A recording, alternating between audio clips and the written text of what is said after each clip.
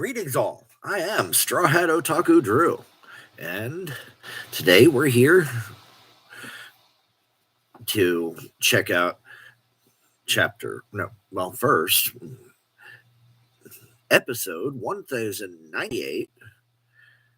Anime is getting really close to that 1100 mark now. And all new manga chapter 1111. 1111. Zoro's birthday. 1111. Has a lot of ones. Is this the one where we're going to learn something? We'll find out in a bit. First, we've got an anime episode to check out. So, let's go ahead and get into that.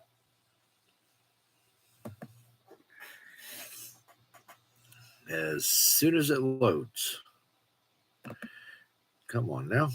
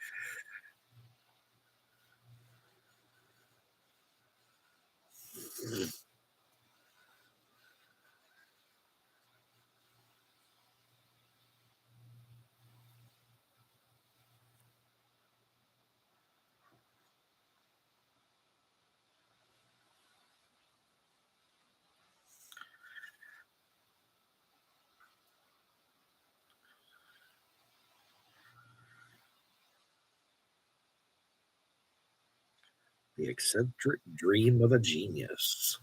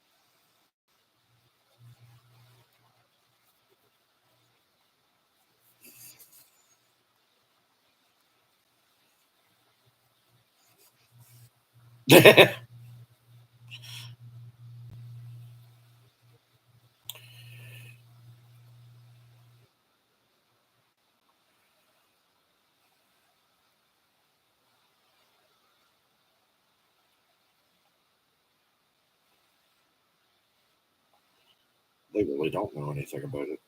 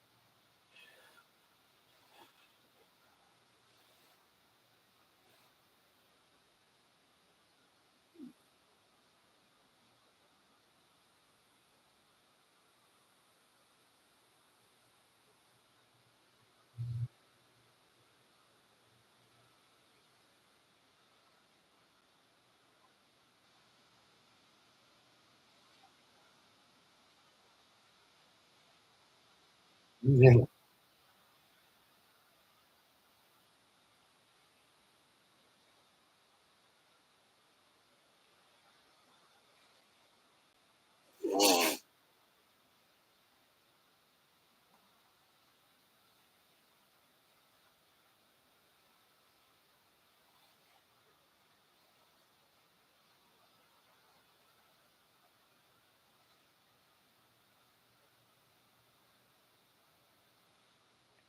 I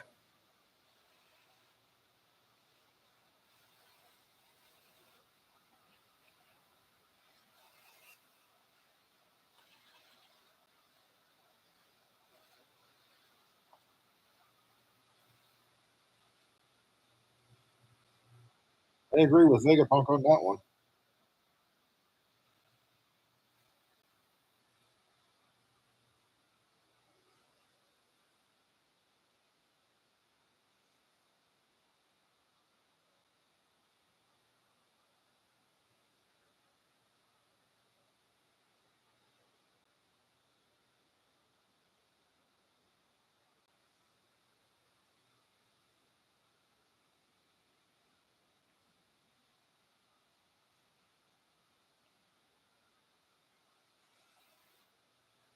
Yeah.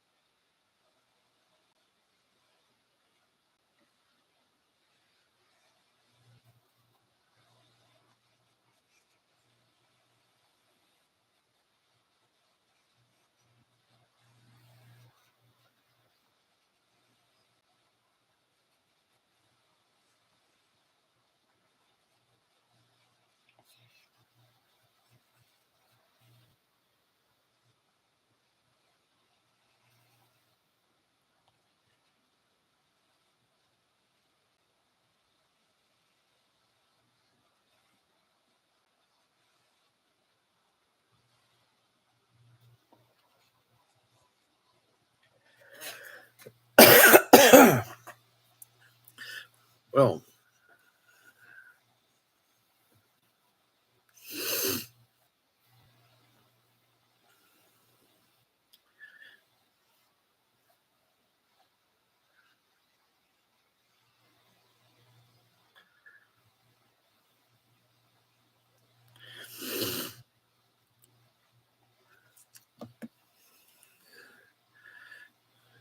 right.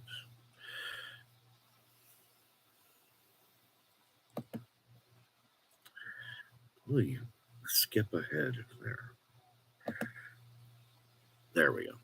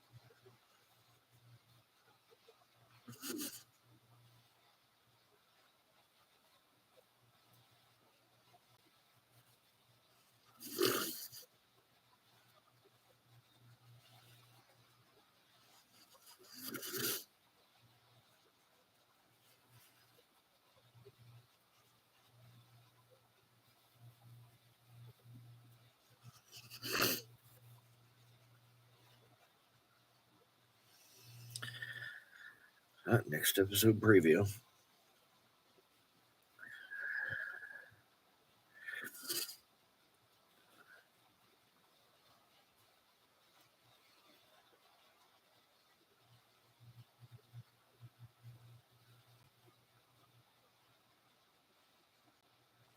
Preparations for interception. Rob Lucci strikes. Well,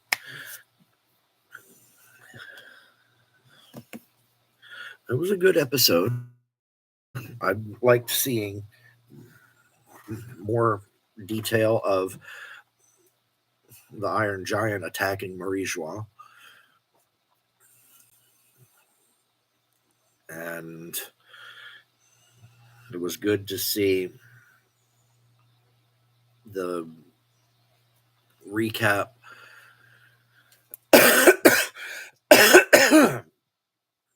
with Robin learning that Saul survived.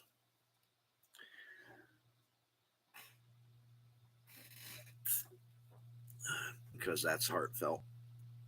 And all the heavy shit we know that we're about to go into from the next several chapters of manga. It's good to have something happy and heartfelt and touching like that now. Because shit's about to get real.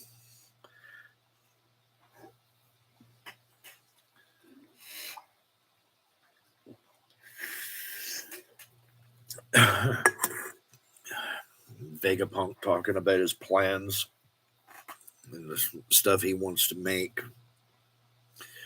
That offhanded comment about his of how people are stupid. As a whole, I have to agree with him. Humanity sucks. People are stupid. There are exceptions, of course. Like anyone smart enough to hang out here. But as a whole, yeah, people are stupid. They suck.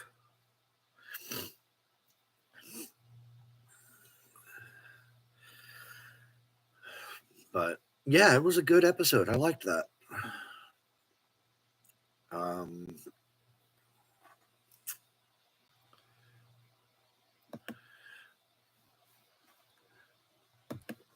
I do look forward to seeing where it goes from here with the adaptation, how faithful it is, how much is added, whether stuff is added properly fleshes stuff out, or if they just go too crazy with it.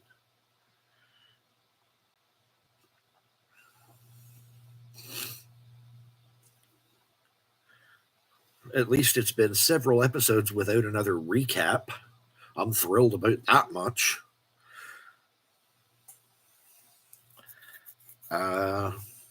So yeah, I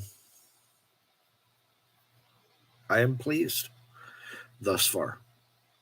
And the animation is back to normal. None of the wonky animation that we saw in the later parts of the Wano arc.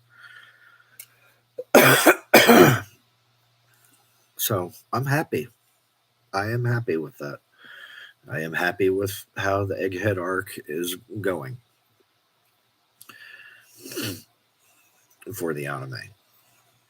That said, why don't we go check in with how the Egghead arc is going for the manga with this week's new chapter 1111.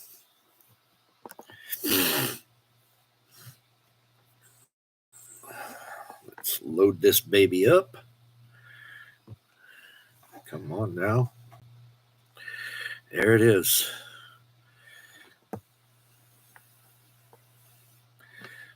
Oh, we got a beautiful color spread here.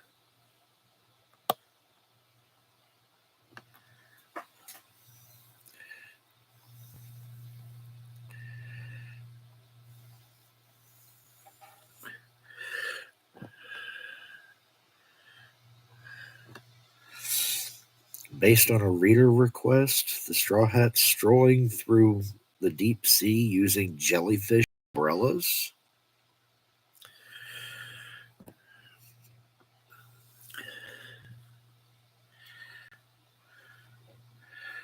Really?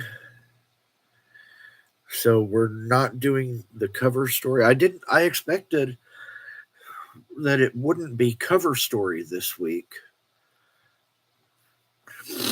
because of the passing of Toriyama Sensei last week, I figured Oda-sensei would do something to honor him. But we didn't get that either. We just get this random art request.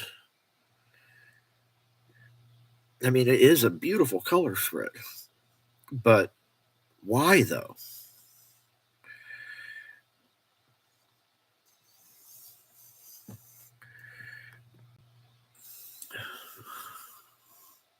I don't know.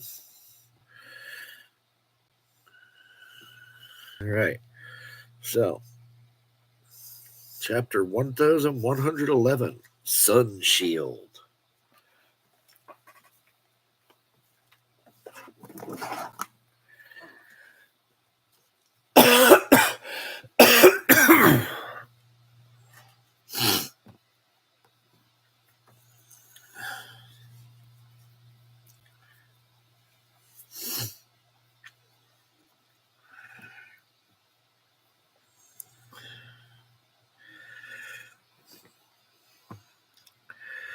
So, can he brute force his way through there?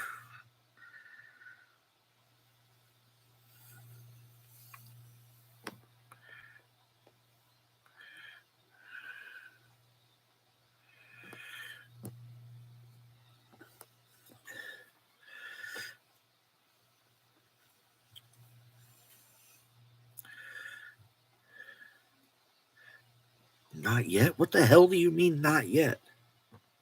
He's still standing. Oh, good God. Just go thump him. That should knock him over at this point.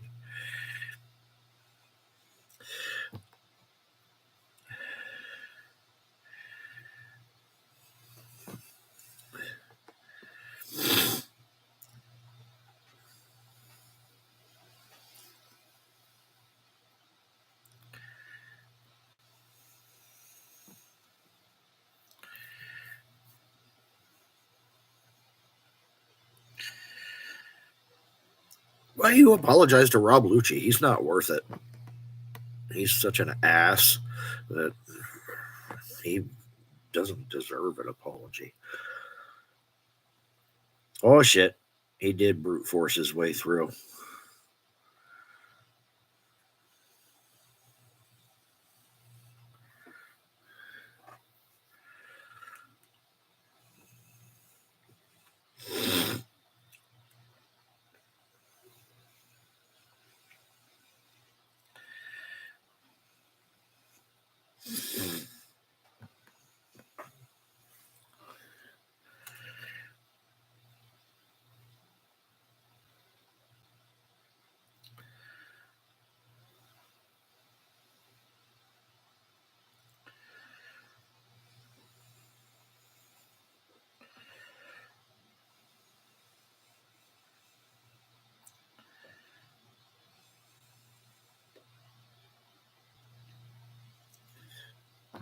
Damn. Full and detailed report. He's really damned cognizant considering the beating he just took.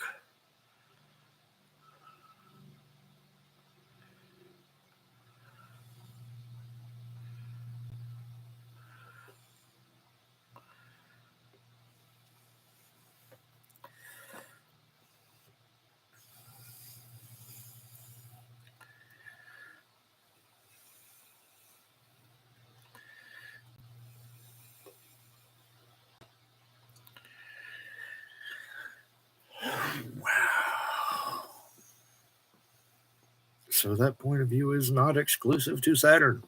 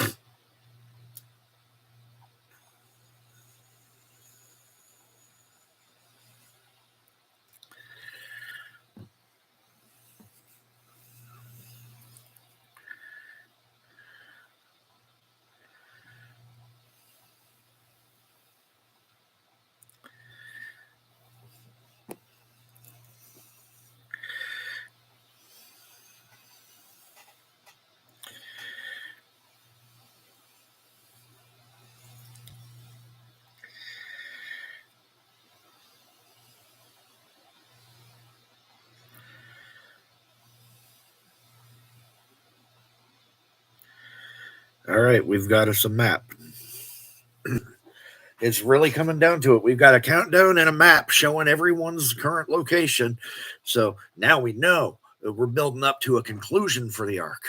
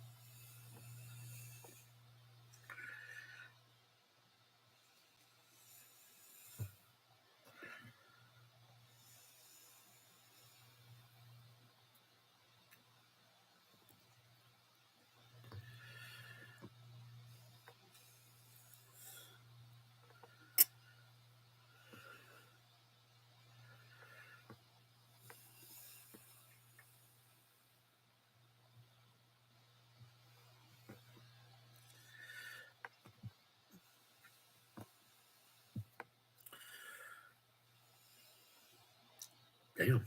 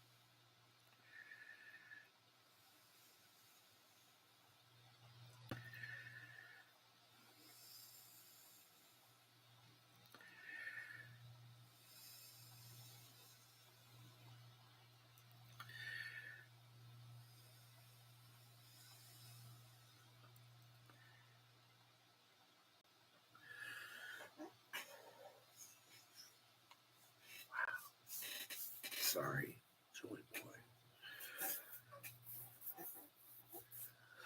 Okay.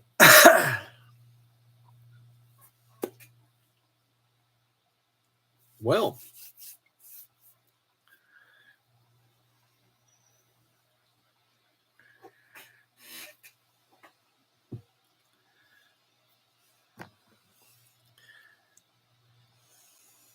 to be continued.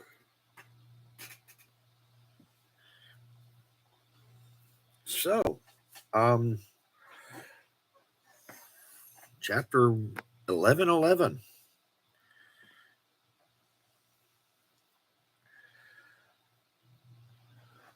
Well, let's run this down. Unpack.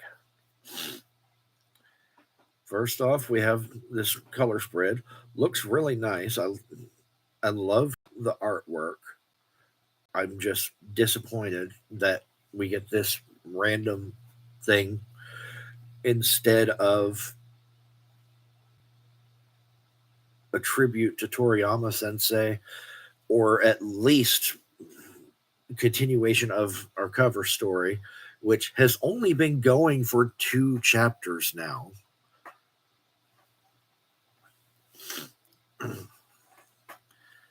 So, as beautiful as this artwork is, why? I am sorry, Oda-sensei. I love and respect your work, but this makes no sense to me.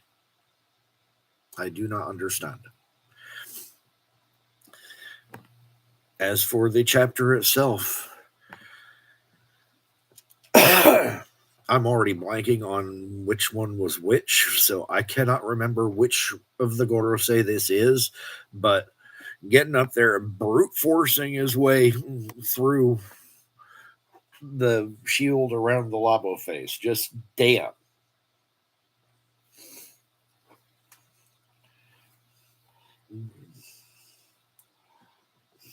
Jinbei showing up and finishing off Lucci because Zoro is butthurt that Lucci didn't fall after his attack from the last chapter. So Zoro can't leave because he's still standing. Dude, he barely standing. At that point, you just blow on him and he should fall over.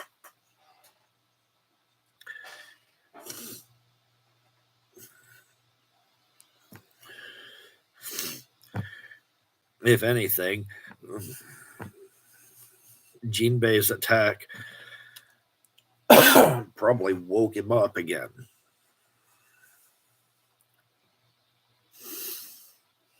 But whatever.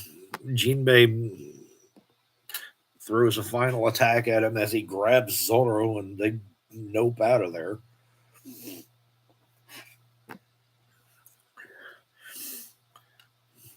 Just before this Gorosei member shows up for Lucci's report, which Lucci is way the hell too cognizant after the beating that he just took at the hands of both Zoro and Jinbei. He gives a complete and coherent report with details that even I didn't notice, which that's not saying much. I'm not always the most observant person, so yeah, let's go on past that.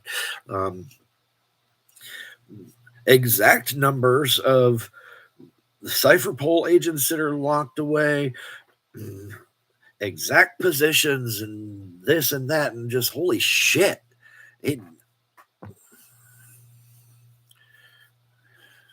It's like he had hours to put all this together.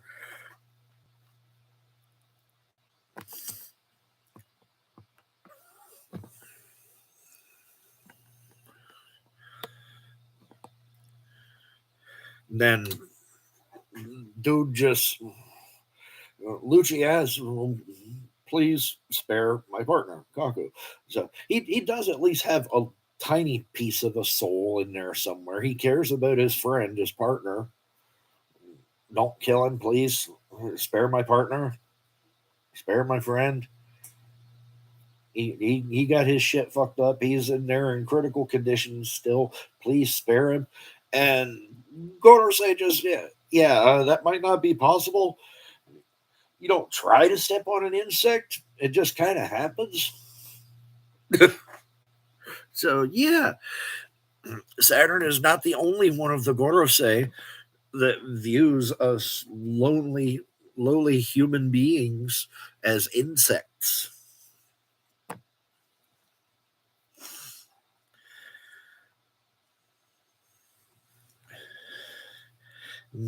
Luffy, Dory, and Brogy. All smiles and laughs and just a fun reunion here. I can't believe it's been 2 years.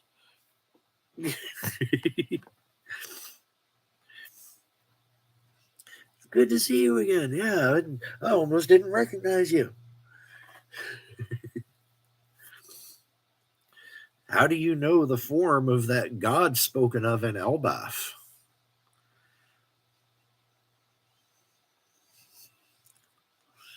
And Luffy is just confused. Huh?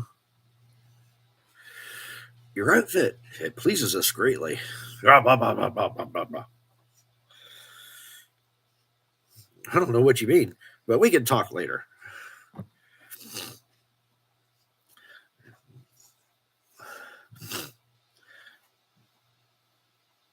Saturn and Mercury over there just displeased with the arrival of the giants. Good. Anything that annoys them is I am completely in favor of. Assholes.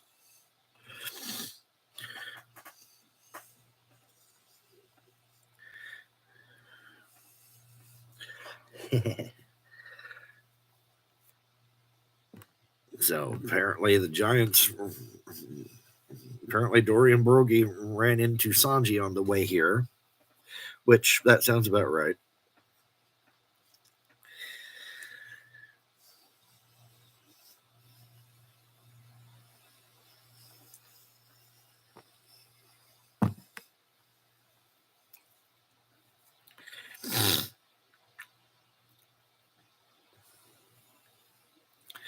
Then we get the map that everyone had to know was coming. This is a standard thing for important arcs.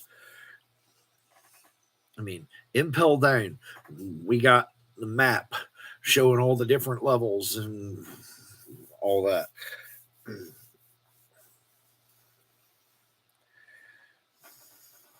Wano, we got the map showing what floor everybody was on.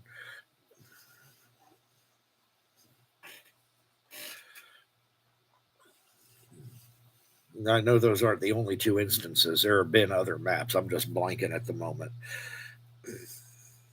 So yeah, this is a thing, and you honestly can't be surprised by this, right? So yeah, we now have a countdown and a map showing where everyone is. So it's official. We're coming to an end for this arc. And I still believe that end will be 11:15. Probably actually 11:14. So 11:15 can be a bridge chapter that gives us updates on shit happening outside of Egghead Island. And before we dive into Elbaf in 11:16. I really do think we only have 3 more chapters of this, 4 at the most. Then 11:16 is going to start Elbaf.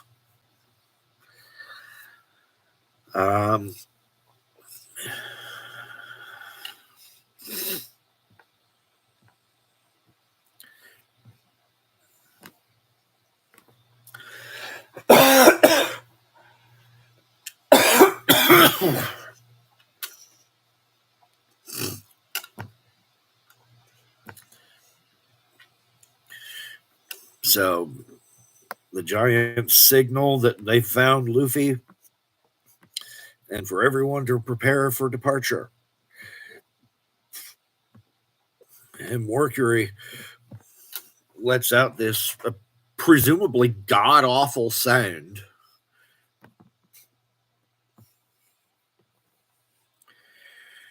That Dory and Brogy have to physically block with their shields and steal their stances against it.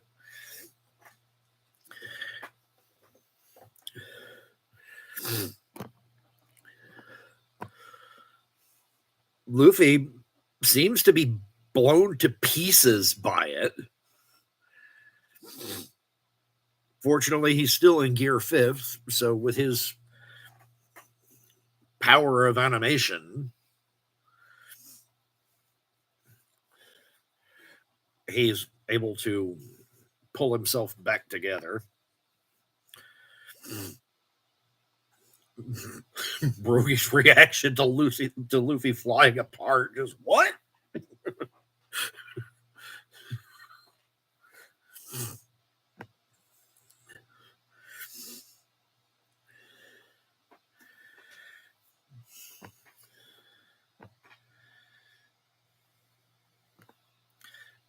Apparently that scream, shriek, yell, roar, whatever attack from Mercury was charged with Conqueror's Haki.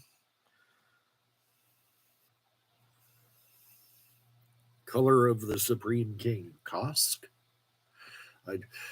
Color of Conquerors is not a thing, in spite of all the people that want to talk about cock. That they just want to talk about cocks. That's the only reason they make up that particular acronym for it. That's not a thing.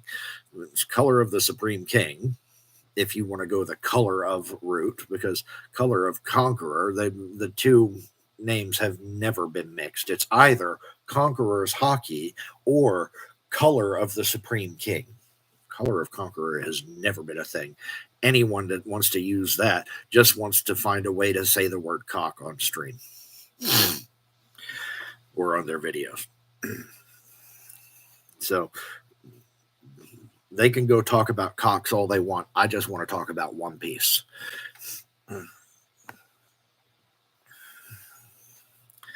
And in One Piece, we've got a badass dude letting out a roar charged with the color of the Supreme King that pretty much literally ripped Luffy to pieces. And probably would have done a lot more if Dory and Brogy had not shielded. Probably would have killed them, which I'm still not convinced that one or both of them will not be dead before this arc is over, but they're not yet.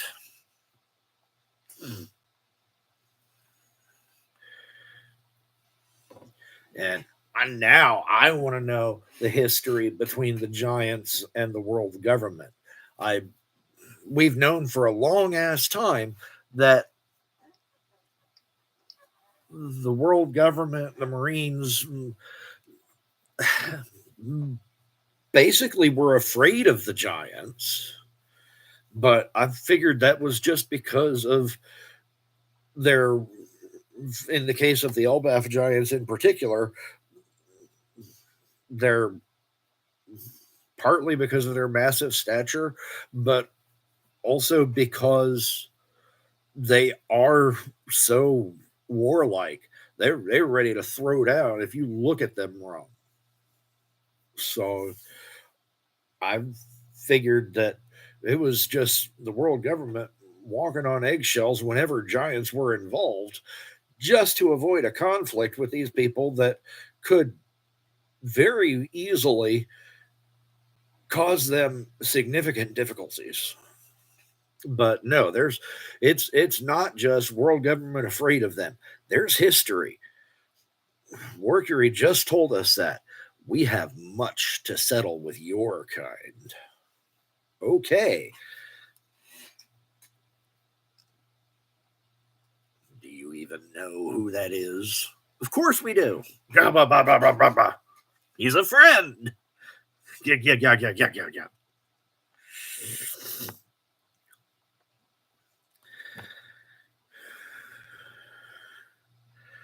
Then they knock the shit out of Mercury.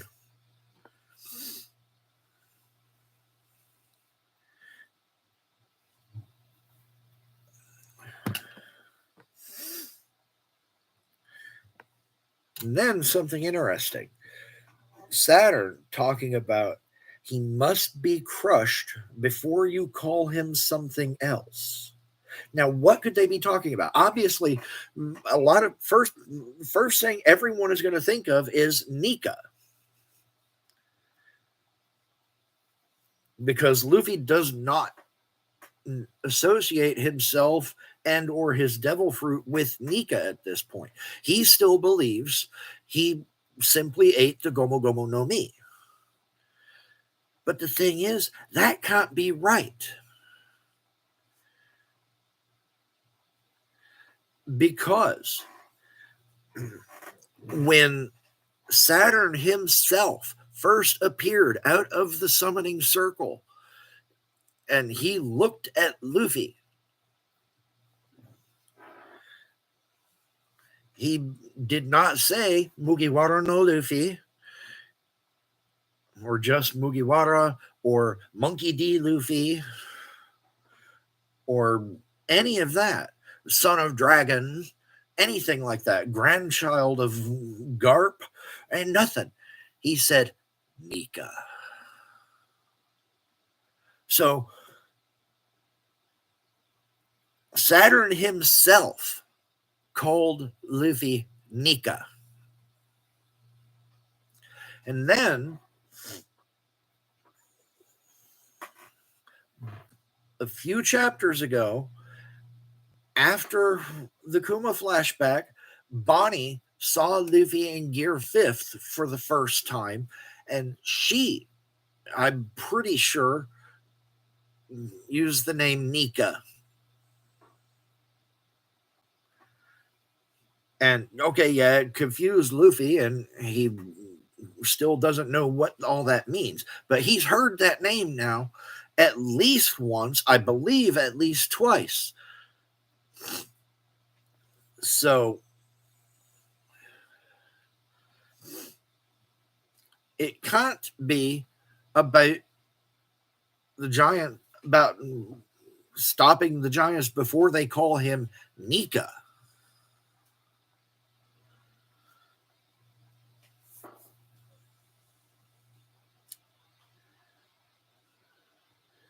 If Saturn was worried about that, then he wouldn't have said that his damn self.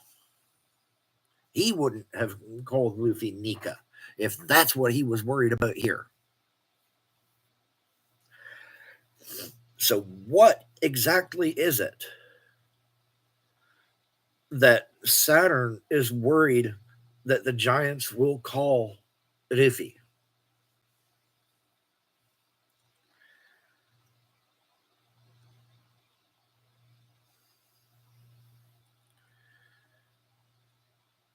Possibly Joy Boy?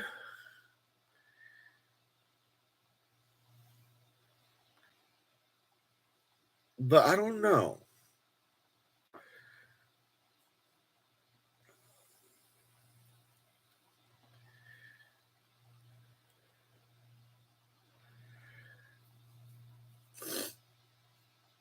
Because at that point, unless I'm forgetting something, all that would mean to Luffy is, oh, hey, that's the name Robin said was on that poneglyph at Fishman Island.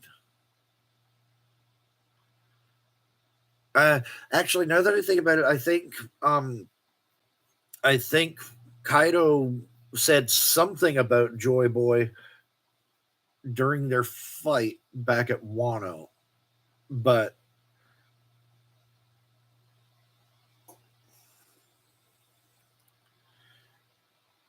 I don't remember what exactly was said. Still,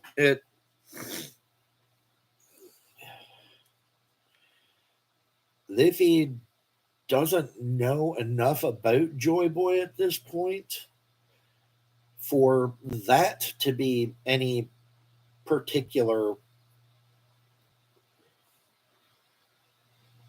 thing for Saturn to worry about. So, what in the world could the Giants call him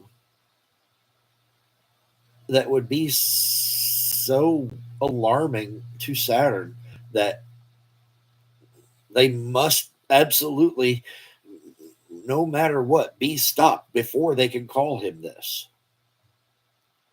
Like I said, the first thought would be Nika, but Saturn himself called Luffy that upon his initial arrival when he first saw Luffy in Gear 5th. So it can't be that. That's not possible. Or at least if it is, it paints Saturn as one of the biggest idiots that we've seen in 1,111 chapters. Oh, we can't let him be called that, but you called him that yourself. We can't let him be called that again. Dumbass. So, yeah, it just... Any thoughts on that? Anybody? Let me know what you think. Saturn is worried about the Giants calling Luffy. Anyways, moving on. Saturn unleashes an attack, and I love it. Luffy grabs this tree and uproots it, blows the tree up like he does for his own arm with Gear 4th, materializes paint out of nowhere, paints the bat, puts on a helmet with 56, of course, Gomu. Again, showing that he still believes his fruit to be the Gomu Gomu no Mi. And just winds up and crack, sends the attack right back at him, and boom.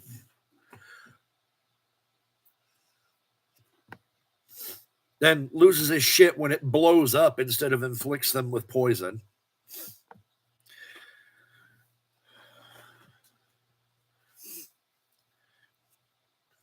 Then he reiterates to Dory and Brogy, hey, we got to get out of here. Our attacks aren't going to do anything to them. They're immortal. Oh, wow. We haven't heard of anything like that. Huh. Well, best to run then.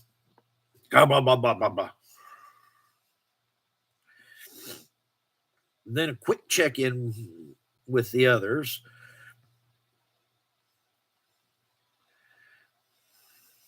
Nami talking to Jinbei and telling him, hurry up.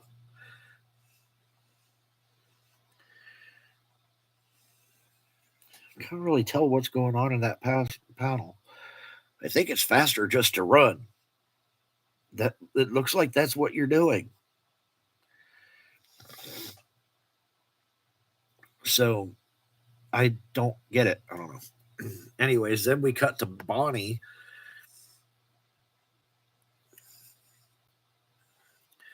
reaching the Giants' ship only to find the Vice Admirals. You're not getting on that boat, Jewelry Bonnie.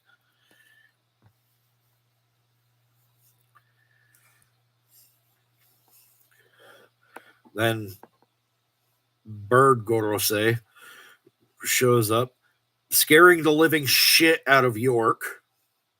Where is the room on the monitor?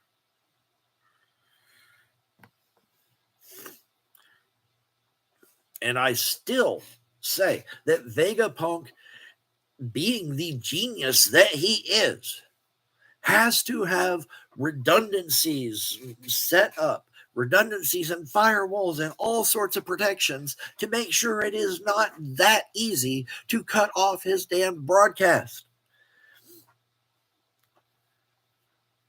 Vegapunk is known to have had labs on at least 2 other islands aside from this, so at least 3 islands in total. here at Egghead, Punk Hazard, and Karakuri at Baltimore. So Vegapunk has had labs in at least those 3 places. And okay, yeah, a few months back during the time skip, Frankie blew up his shit back at Baltimore. I get that. Yeah. So if he had something set up at Baltimore that was part of this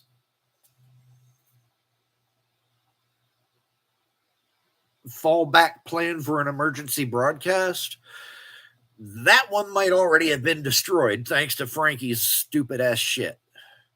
Ooh, a big red button. I need to see what that does. Why, Frankie? Never mind. I know why. Because you're a dumbass. But Punk Hazard is still there, largely intact, thanks to the Straw Hats for the most part. And even aside from that, he could have set up a relay station pretty much anywhere. He could have found the damn rock that Sanji and Zeph were stranded on for, what was it, 80 days, 85 days, 75 days? He could have found that fucking rock and put a relay station on it.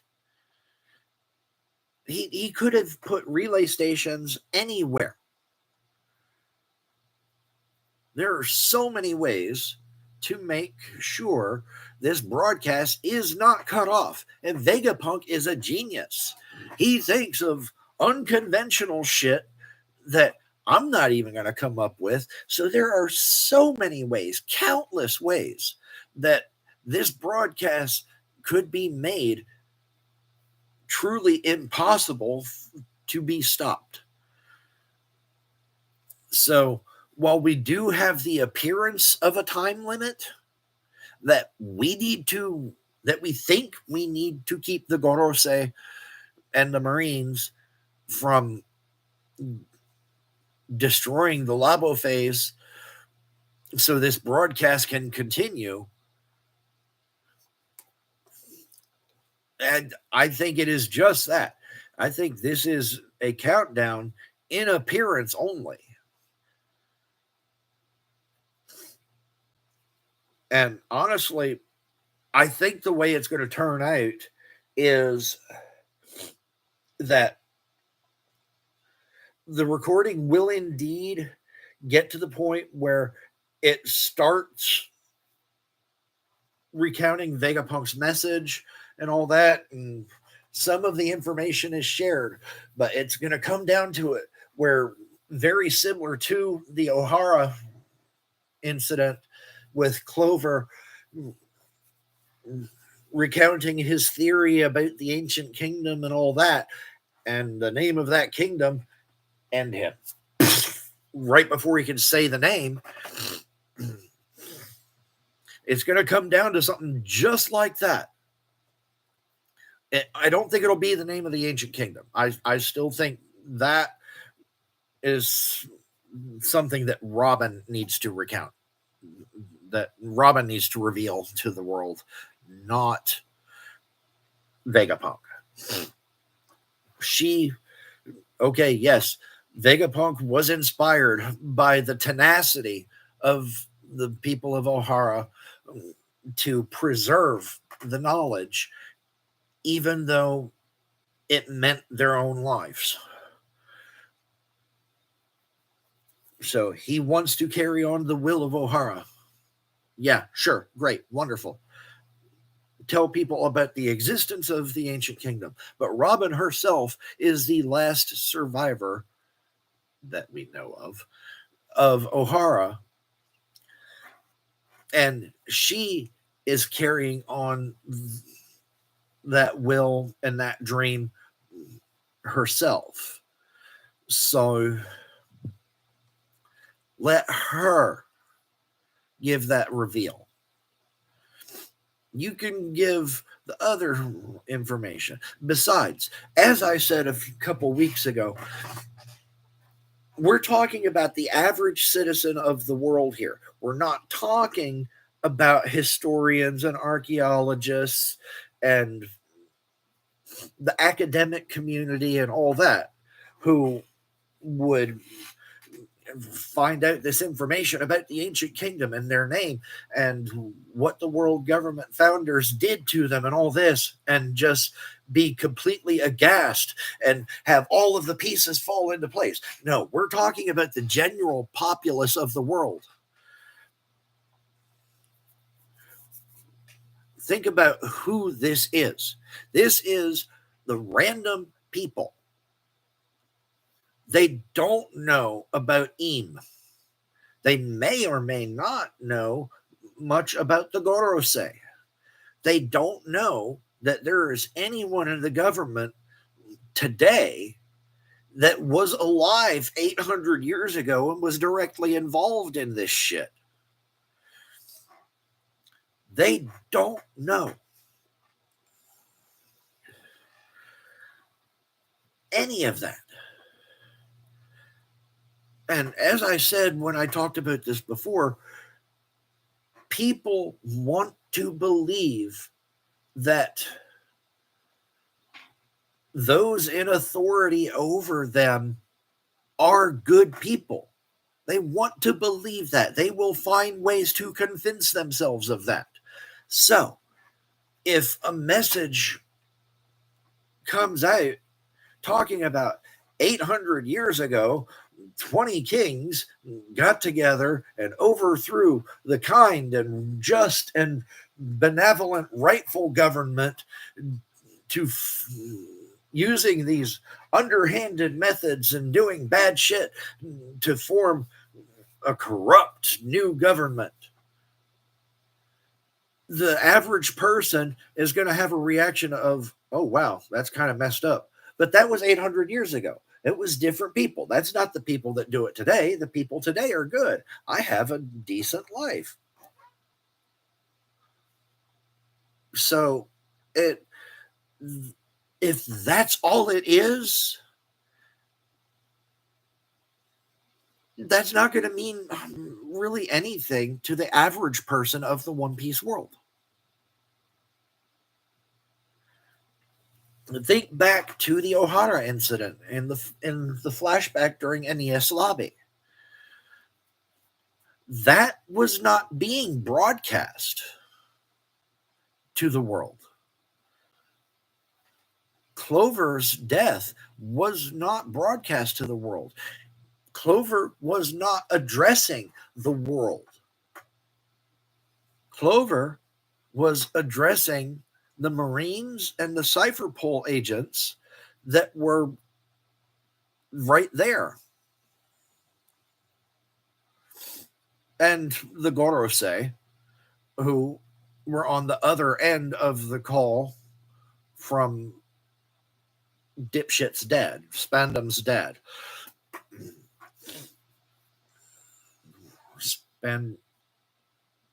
Spandine? Spandex? I don't know.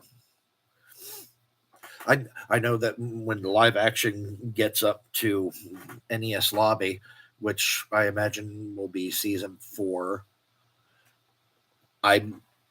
with Luffy's penchant for fucking up people's names, at some point I want him to call Spandam Spandex.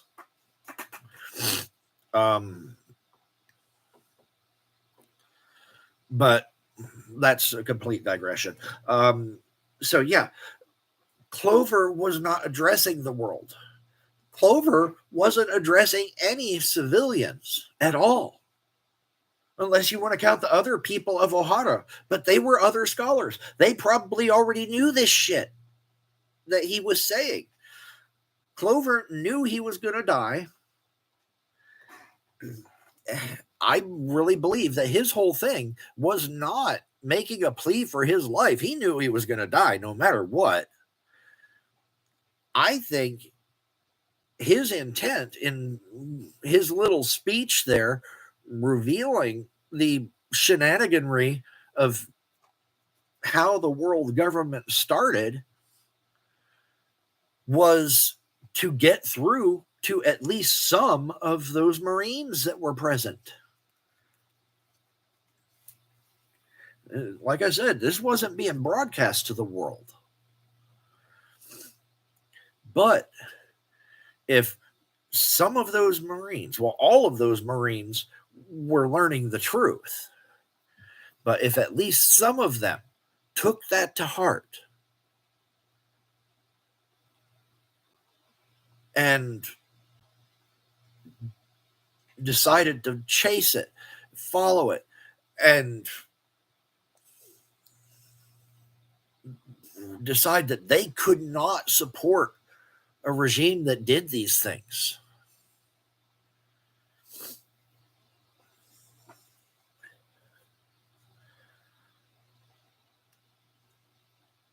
And I truly imagine that at least some of the Marines that were present for the Ohara Buster call probably did go on to join the Revolutionary Army when Dragon started it. When Dragon, Kuma, Ivankov, and Genie started it.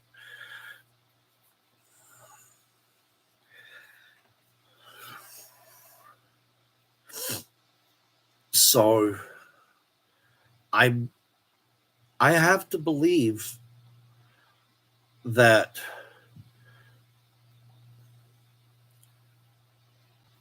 that was the intent that Clover had. Even if the Gorosei had not shot him, the public still wouldn't know the name of the ancient kingdom.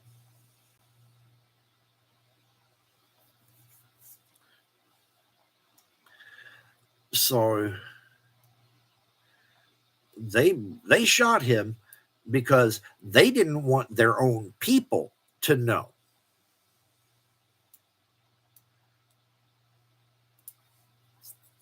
Because I believe that while it wouldn't mean much of anything to the general public of the One Piece world, I think the name of the ancient kingdom very well could have some pretty significant relevance to the people that are directly associated with and or serve the world government itself. So to some rando in the West Blue who's just living their life, they hear about this, and like I said, well, that's some pretty shady shit, but that was 800 years ago. Completely different people from who are doing it now. These people are good. So what does it matter what happened back then? I feel bad for those people 800 years ago, but the world is different now. I have a good life. So this regime today can't be bad. So no, Vegapunk's announcement that is going to turn the world upside down and rally people against the world government, it can't be about the ancient kingdom. It'll probably mention the existence of the ancient kingdom and point out how the founders of the world government did some shady shit to overthrow them. But the name of the ancient kingdom isn't really relevant. The average person almost certainly hear the name of the ancient kingdom. Oh, okay, that's nice. And so that's who they were. All right. And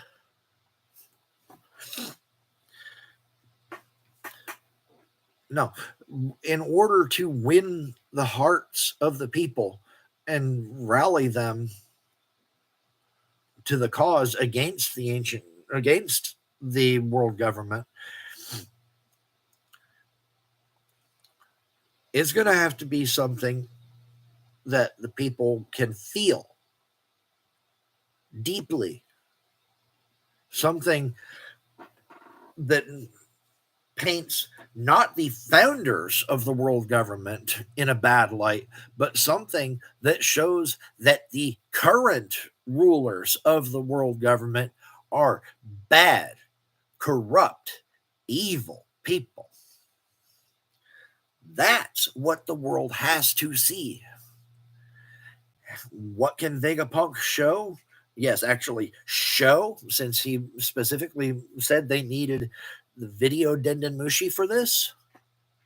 Kuma's flashback, Kuma's memories. He said that he had a way that he was able to view the memories without absorbing the memory bubble. I have no doubt whatsoever that he recorded it as well and will play, at the very least, an edited version of it, because he is not going to play 40 odd years of memories in this broadcast. At least if the Straw Hats have to defend Egghead for 40 years, 40 plus years, while Vegapunk has all of Kuma's memories from his entire life broadcast, then just, holy shit, I hope we end up with a massive ass time skip if that's the direction this goes. Because just damn. If it goes that route, I want a 40-year time skip and just skip up to the damned end of it. I don't care who dies or any of that shit in the meantime. I don't want to read 40 years of this fight. So, no, it's going to be an edited down version, pretty much like what we saw, only unlike the Kuma flashback we saw, it will just be from Kuma's perspective, because we have to remember it's Kuma's memories. So all of those scenes of Bonnie where Kuma was not present, and everyone's reactions to various shit, when it cut to all the different places and showed the reactions of various people, that won't be on there because Kuma didn't see that. That was not in his memory. We just got a general accounting of it. The viewing audience will see this from a first-person POV from Kuma. And it will be edited down to most likely pretty much the events that we saw. So we'll see Kuma as a kid getting taken by the world government along with his family just because his dad was a buccaneer. Him finding out that his mother was killed by her slave master.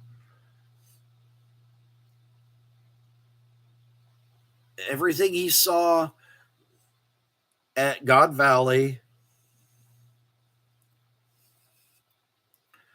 The happy life that he and Ginny were having after God Valley, up until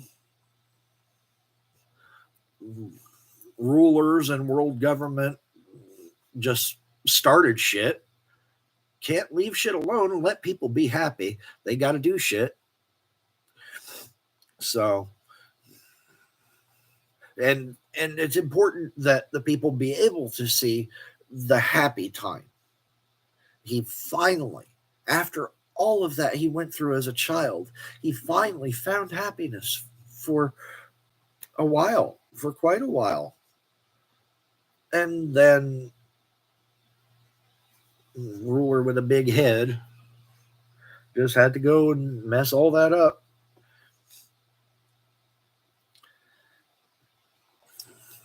Then everything with the Revolutionary Army trying to change the world for the better, which this will connect the people not just to Kuma, but also to the revolutionaries, to show them they aren't terrorists. They actually want to make the world better for us. And then all the stuff with Ginny being taken by the world government. And then Bonnie, sapphire scale disease, and desperate search for a cure.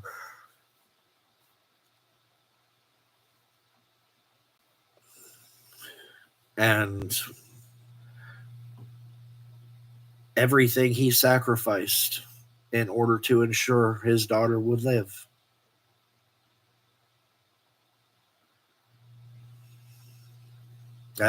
That's what will be the main part of the broadcast, because Vegapunk won't have any video recording of Ohara. That, I'm sure he will also discuss that. How the world government is butthurt over the fact that Ohara and its scholars had the desire to study history, and they happened to find out something that was inconvenient for the world government. Oh, poor babies. Isn't that too bad? So, yeah, I mentioned that, and how because the scholars of Ohara learned this inconvenient truth, the entire population had to die. Oh, but an 8-year-old girl managed to escape. So the world government demonized her, turned her into a pariah, ensured that this little girl could never have a decent life, that she had to spend every waking moment looking over her shoulder, always afraid that everyone would betray her. Yeah, that kind of thing is going to evoke a personal reaction. And then the Kuma flashback on top of it. Of course, as part of recounting the story of Ohara, he will have to mention the Ancient Kingdom, the existence of the Ancient Kingdom, probably the shenaniganry of the world government and how it was destroyed and all that. But the name of that Ancient Kingdom isn't even relevant.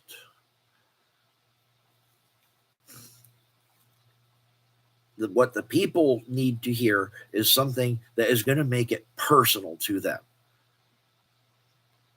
And experiencing Kuma's memories, seeing what he actually saw, that is what's going to get that visceral, personal reaction that will show them that the world government is wrong. That's the only thing that's going to get that reaction from the majority of the general populace. So that's what the broadcast has to be. And as with Clover's last words, it's going to come to a point where Vegapunk in the recording is about to make some massive revelation. And just as in Ohio, action will be taken at the last second to prevent that revelation from being heard. The Labo phase will be destroyed, but the broadcast will continue, and this time the information gets out.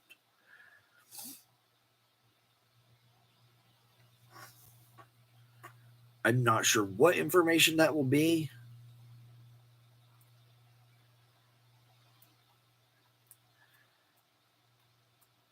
It might be something relating to the ancient kingdom. It could be a particularly damning part of Kuma's flashback, like maybe the involvement of Saturn in Kuma's identity being stolen from him. Or it could even be a live video feed showing the Gorosei in their monstrous forms.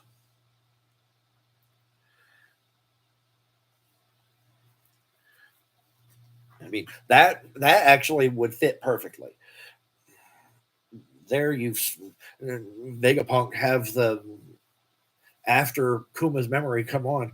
There, you've heard of what they did 20 years ago in Ohara. You've witnessed for yourselves how they treated this poor man. Now, I'm going to show you a live feed. What is happening this very moment on Egghead Island? So you can see the leaders of this world for what they truly are. And right at that moment, as the screen blacks out for a transition, the Labo phase is destroyed.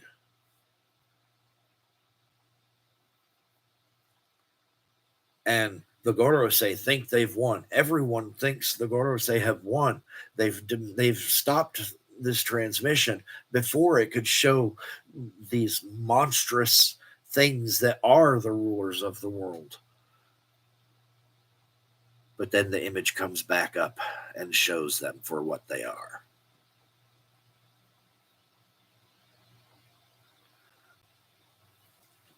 And the Gorosei collectively lose their shit, making them look even worse in the eyes of the public. And of course, at that point, our heroes realize, all right, word is out. It's time to nope out of here. Let's go.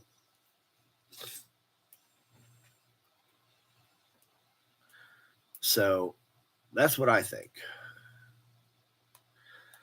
Oh, as for the possibility of Vegapunk revealing Eames' existence to the world,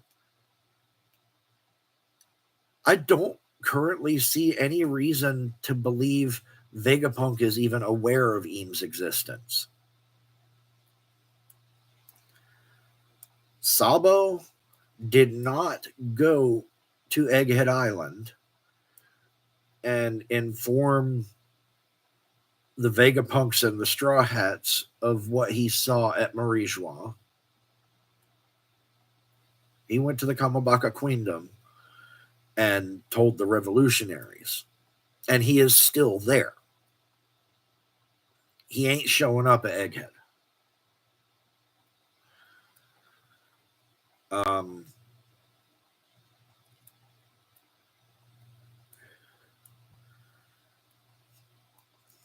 And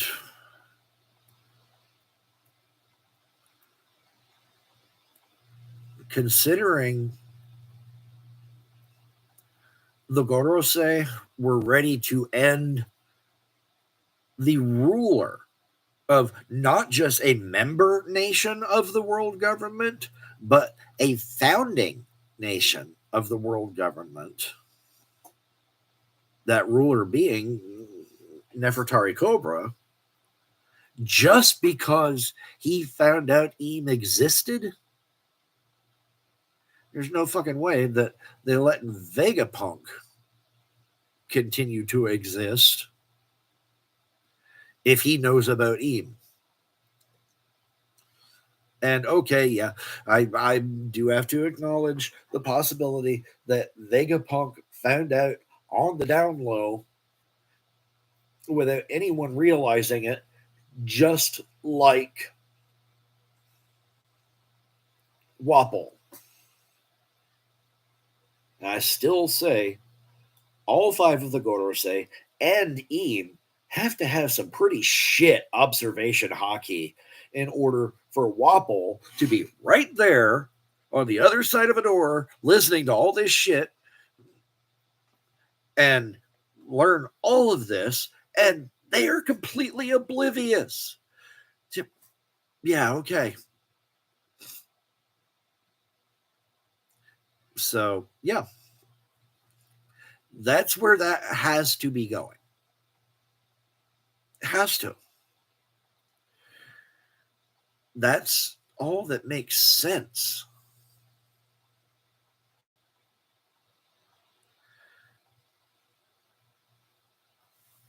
Of course, Oda-sensei is such a great storyteller that I'm sure he can come up with a way for it to make sense for everyone to care about the ancient kingdom and its name and the shit that people did 800 years ago.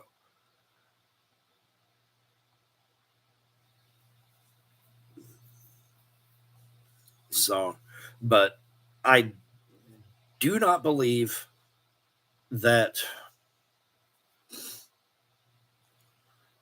he will reveal Eames' existence. I am even more sure of that than I am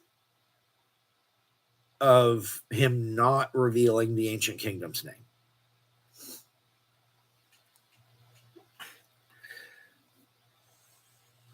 So that's my number one thing that Vegapunk will not reveal is Eam. Second is the name of the ancient kingdom.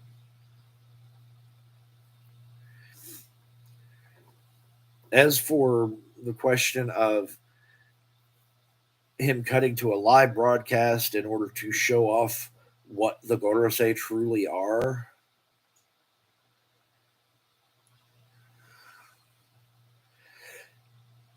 that raises a question of how would he know that the Gorosei would be present themselves and directly involved in his death, let alone be in their monstrous forms? The answer is he wouldn't, but he would know that the world government were the ones that were most likely to kill him. So, showing what he would expect that he's cutting to for the live feed wouldn't be the monstrous transformations of the Gorosei, but rather the world government and its Marines attacking and destroying a scientist and the people who work with him for no other reason than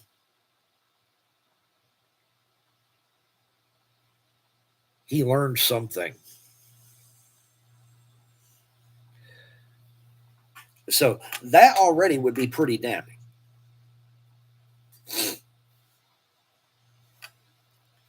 And I think that might be the point that Vegapunk would want to make if he does cut to a live broadcast.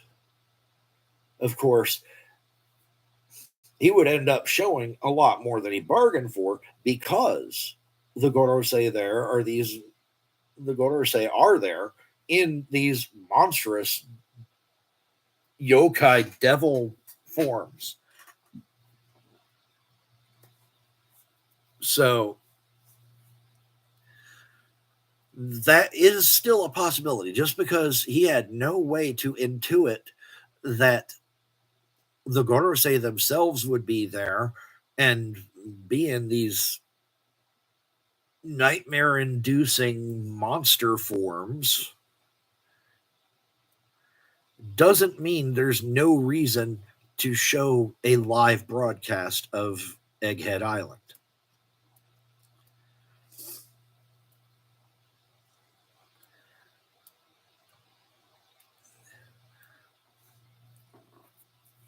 So, yeah, and this is what your rulers have sent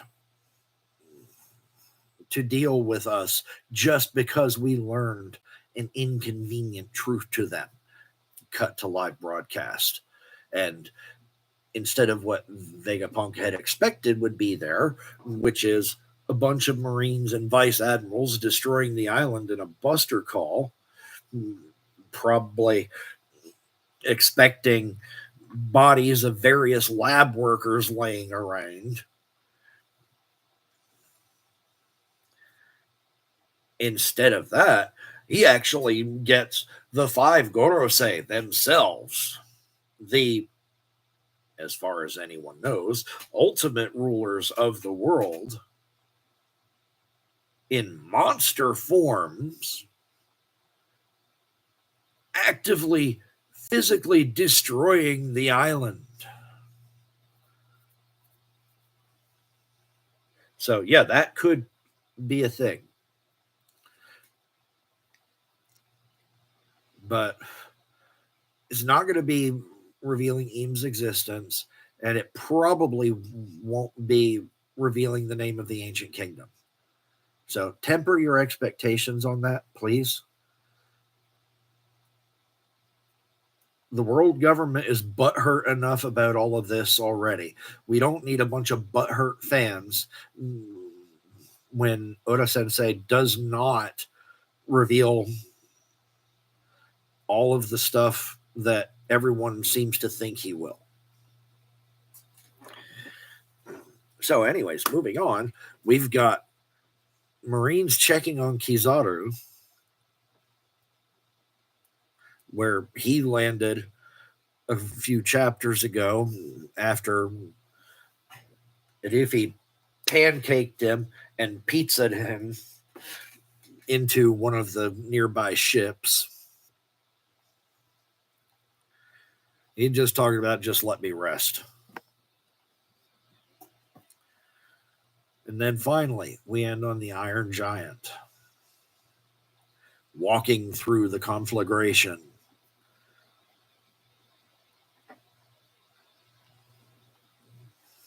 Talking about, sorry, Joy Boy.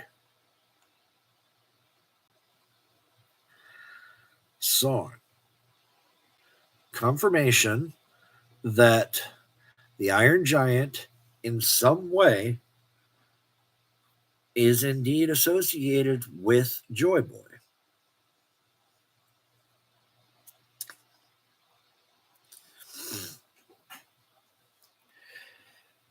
What that connection is, we don't know yet. But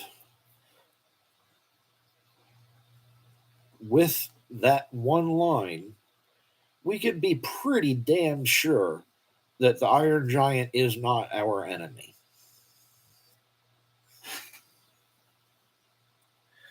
So,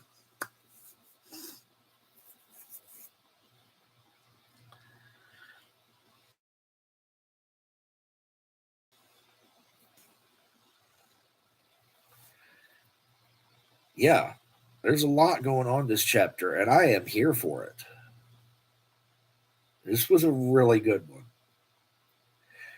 We didn't end up with any awesome Zoro stuff this chapter. Hell, we barely saw Zoro. I think we saw Zoro in 3 panels, and 2 of them he's over Jinbei's shoulder. So without context, we wouldn't even realize it was him. But still, even without it being a Zoro chapter for 1111, that was still one hell of a chapter.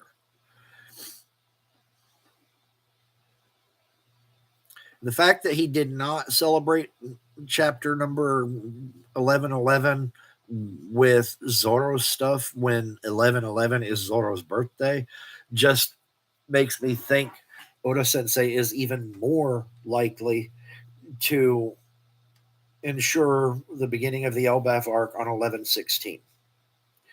Because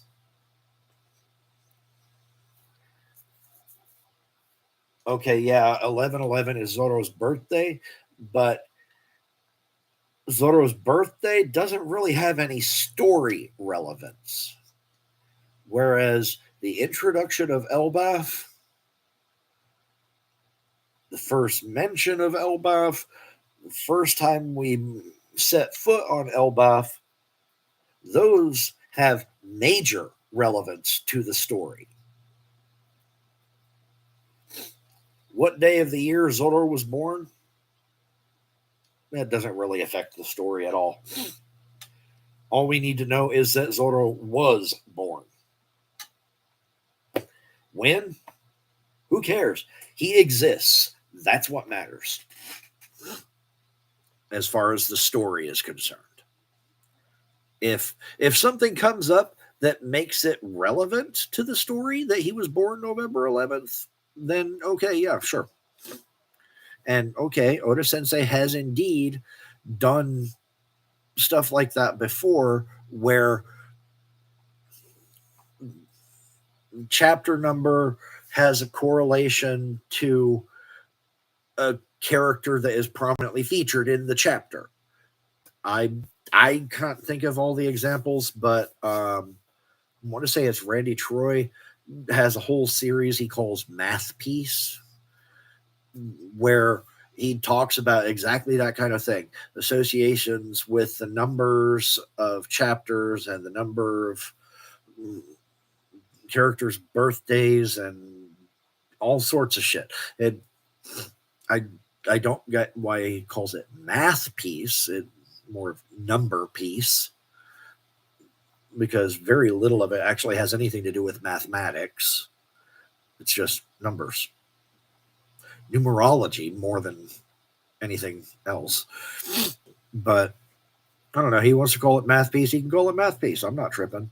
But I'm pretty sure that series of videos is from Randy Troy, who's definitely worth checking out. Anyways, go check out his videos and let me know if I'm right about him being the one with Math Piece. Anyways, so yeah, Oda-sensei has at times done the whole chapter number thing for characters' birthdays, but he doesn't always do it. There have been chapters where the chapter number should be associated with this person, but that person doesn't even show up in the chapter. We more or less got that here. And okay, I did expect at least a notable presence from Zoro because of the association with his birthday, since he is a major character. Because oftentimes the ones where, oh, this chapter number is associated with this person, so they're probably going to show up, right? It's most of the times it's some background character or someone that we haven't seen in ages, so there's just not any feasible way to work them in, at least not without it feeling contrived as fuck. So I get it, but I did expect a bit of something with this one, because we're talking about Roronoa Zoro here. We're talking about a major character, one of the Straw Hats themselves, who is present. But this time, Oda Sensei just had too much that he needed to do with the chapter in order to give Zoro the major nod for 11/11. The story took precedence.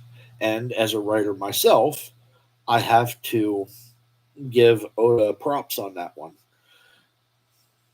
because any as a writer, it is my belief that anything that does not serve the story interferes with the story and should be left out.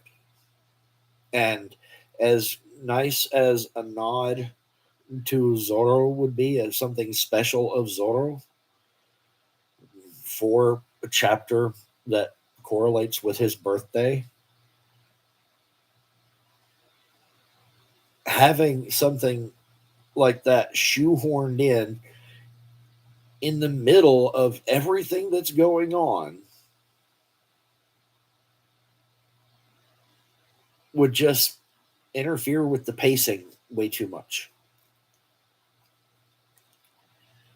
I mean, okay, I guess that Oda Sensei could have had Zoro start fighting Birdman, but remember, we're about to get a 3 week break. We're going into a 3 week break after this. Now, we are started on that break now that this chapter is out. So Oda Sensei, I'm certain, had story beats he wanted to get out to us before that 3 week break. And if he had Zoro start a fight with Bird Boy, he probably wouldn't have had time to get to all of those story beats he wanted covered before the break. So, yeah, he did what he needed to do. But that said, because he did not do anything special with Zoro for the Zoro chapter number, that just to me makes it feel even more likely that for an anniversary chapter, 1,000 chapters since Elbaf was first mentioned by name,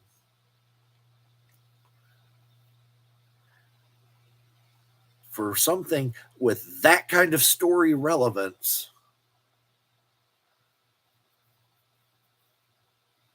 I think he's going to double down on making sure that we get that event in that chapter. 1116. I still hold firmly will be when we touch down on Elbaf, when we set foot on Elbaf and the Elbaf arc officially begins. I will die on that hill unless or until 1116 comes. And if we do not set foot on Elbaf in that chapter, then okay, fine.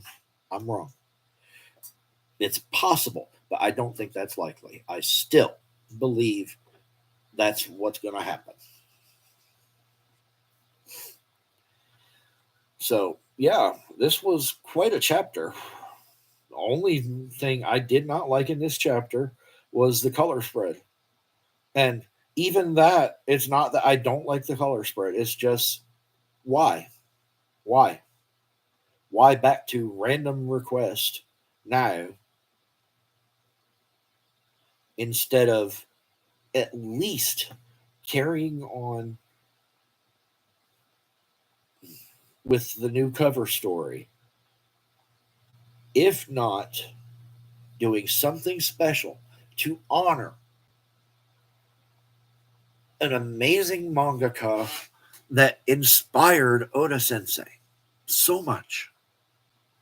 We've all by now heard Oda Sensei's message that he released after Toriyama Sensei's passing.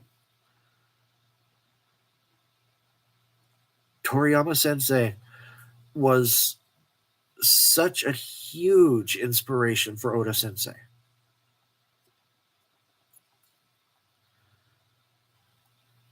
So I fully expected this week to take a break from the cover story. But I didn't expect it to be just for random bullshit. I expected it to be something that would honor the legend that inspired Oda-sensei. I don't know about Toriyama Sensei being the greatest mangaka of all time, like so many people are saying. The most influential mangaka ever. I don't buy that. I would say that would be Osamu Tezuka, because okay, yeah, Toriyama Sensei inspired many of the greats that are publishing right now, but Tezuka inspired inspired Toriyama Sensei. Tezuka Sensei inspired the greats before this generation of greats, the greats that inspired this generation of greats. Without Tezuka Sensei, there's no Dragon Ball, and without Dragon Ball, there's no One Piece. So, yeah, we absolutely do owe our respect and admiration to Toriyama Akira, but we owe at least as much respect and admiration to Tezuka Osamu.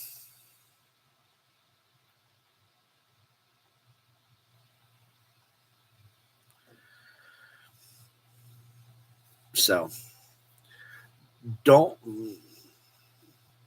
give credit where credit is due for Toriyama Sensei, but don't forget the ones who came before him as well. And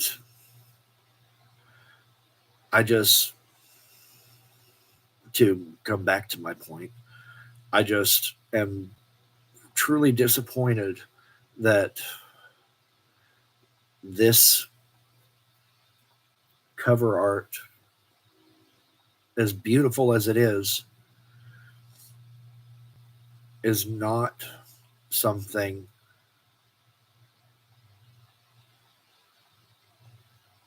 relevant to anything. We're ignoring our brand new cover story, and it doesn't even have relevance to a major loss that has just rocked the manga industry. So, yeah, I'm disappointed.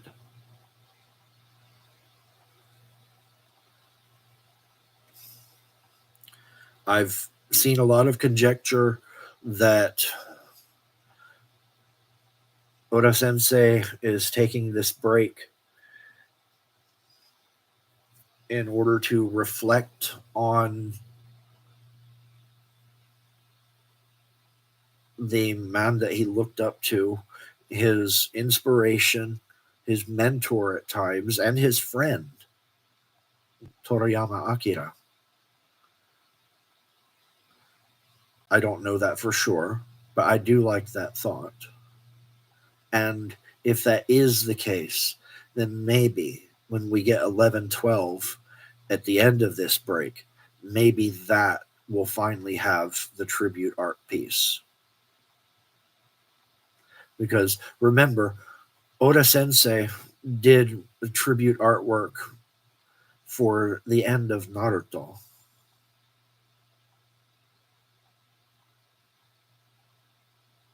So I feel like at some point soon, definitely, he has to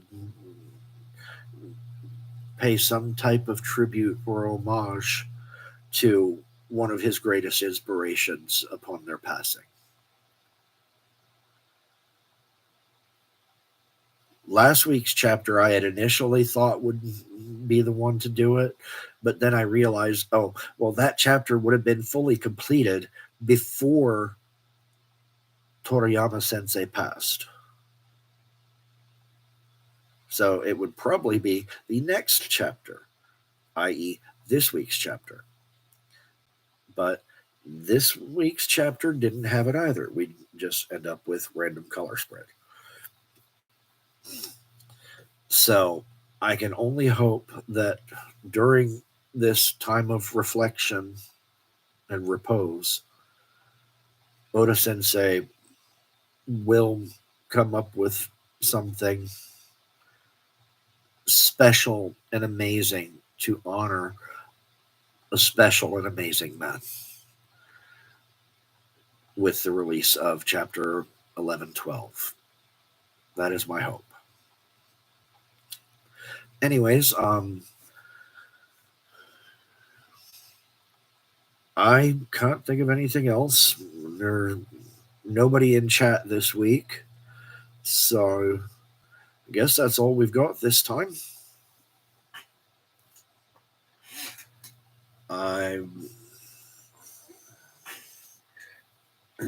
Anyone watching this in the archive on my channel, please share your thoughts down in the comments. Let me know what you think Vegapunk is going to reveal here. Let me know what you think Saturn is so worried about the Giants calling Luffy. I'm really curious what that's going to be. I still say it can't be Nika because Saturn himself called him that. So what do you think it'll be? Share your thoughts, comments. That's what that's for. Other than that, I just want to thank you for taking the time to hang out with me. And as far as the next 3 weeks during the break, I don't know right now, but I definitely intend to try to use the time to see if I can get videos posted, to see if I can finally edit videos. We shall see. My brother, as I've said before, did manage to download and open a new video editing software, so we're going to give that a try.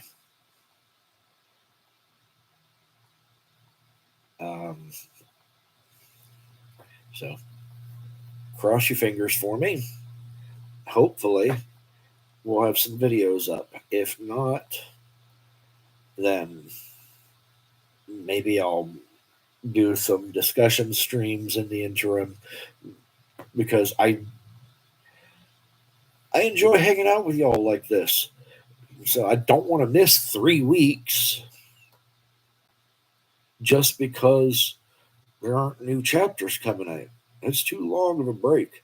And even aside from not wanting to miss the times to hang out and interact with everybody, I don't want my channel to sit stagnant that long. So we'll figure something out. I'm not sure right now what it'll be, but we're going to figure something out. So in the meantime, again, I just want to thank you all for hanging out with me. Hope that I'll see you in the comments, and I hope that you will join me next time. Catch you all later. One piece only. Ore wa naru.